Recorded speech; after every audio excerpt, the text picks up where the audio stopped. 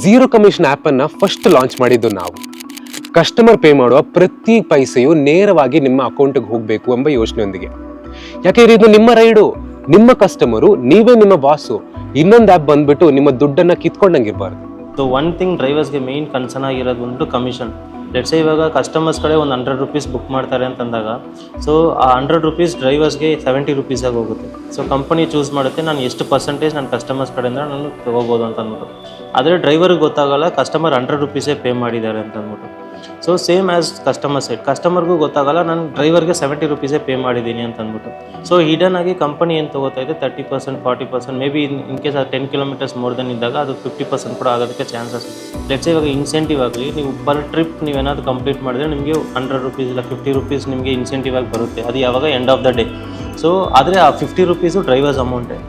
ನಮ್ಮ ಹತ್ರ ಬಂದ ಮೇಲೆ ಕಮಿಷನ್ ಇರೋದನ್ನ ಅವರು ಪ್ಲಾಟ್ಫಾರ್ಮಾಗೆ ತಂದಿದ್ದಾರೆ. ಈ ಒಂದು ನಿರ್ಧಾರ ರೈಡ್ ಹೇಲಿಂಗ್ ಇಂಡಸ್ಟ್ರಿನ ಸ್ವಲ್ಪ ಅಲ್ಲಾಡಿಸ್ತು.